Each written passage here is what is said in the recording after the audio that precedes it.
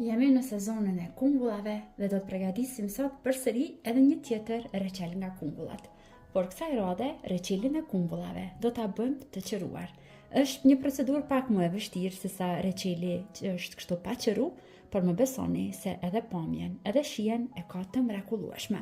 Në total, unë sot po përgatis me 2 kg kumbulla. Këtë po e bëj si shembull për ju që ta keni më të lehtë dhe më të kapshme recetën. Ju mund ta përgatitni me aq kilogram kumbulla sa keni dëshirë ju, duke e shtuar sasinë e sheqerit edhe ujit gjatë përgatitjes.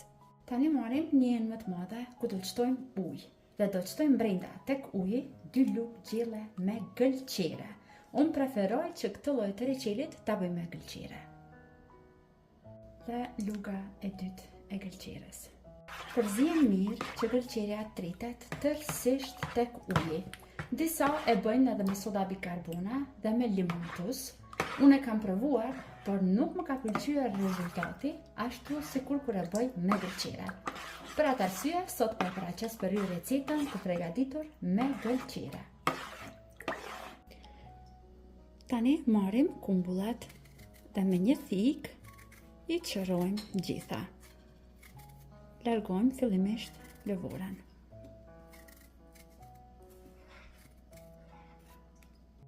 Tani vazhdojmë që të largojmë bërthamat. Unë po përdor një aparat të tillë, i cili më mundson që të mund t'ju largoj shumë më lehtë dhe më shpejt.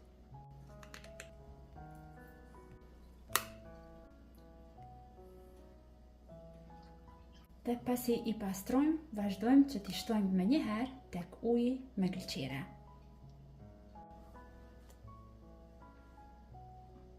Vazhdojmë kështu derisa të përfundojmë me të gjitha kumbullat. Pasi kemi vendosur gjitha në lëng të gëlqeres, lejojmë që të pushojnë më spaku 1 orë. Idealja është që të pushojnë 2 orë. Tani që kumbullat kanë pushuar mirë për 2 orë, pra në lash fiks 2 orë në lëngun e qireqit, vazhdojmë tani që t'i lajmë mirë disa herë me ujë të pastër, derisa të sigurohemi që nuk na del më ujë i bardhë, por na del ujë i kulluar. Tani marrim një tenxhere pak më të madhe dhe aty shtojmë sheqer. Për 2 kg kumbulla duhet që të shtoni 1,600 g me sheqer. Pra në çdo kilogram kumbulle 800 g sheqer. Për 2 kg kumbulla shtojmë një gotë 250 ml me ujë. Nuk shtojmë më tepër ujë, sepse kumbullat fshojnë edhe vetë lëng. Por para se ta vendosim në zjarr, do ta përzihem një herë mirë. Përzihem mirë një herë me lugë dhe vendosim tani në zjarr të lartë. Presim derisa i tërë sheqerit shkrihet dhe sherbeti të fillojë të vlojë. Në moment që tenxheria merr val, sherbeti fillon të vlon, është momenti kur duhet që t'i shtojmë kumbullat. Kumbullat e pastruara mirë, i shtojmë tek sherbeti. Një gjë është shumë me rëndësi. Nuk duhet që ta përziheni me lugë, derisa të sigurohemi që po fillon dhe të vlon edhe një herë. Por tani zjarrin do ta ndalojmë në mesatare dhe presim derisa të fillojë dhe të vlojë sherbeti.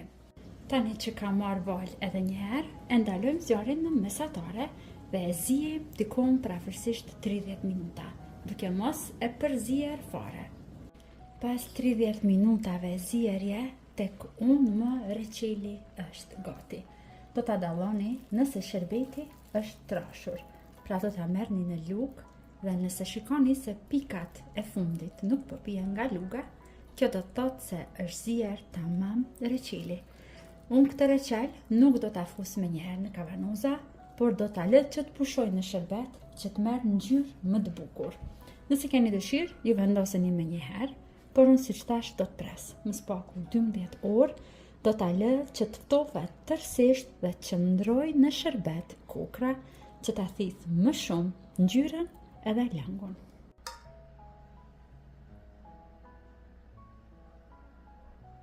Dhe tani vazhdojmë që t'i mbushim kavanozat me reçelin e kumbullave. Mos harroni që t'i shtoni edhe nga lëngu. Një reçel si ky duhet ta provoni dhe ta shijoni edhe ju. Shpresoj që do ta gatuani edhe ju. Deri në video recetat e radhës, mbeteni të përshëndetur nga unë.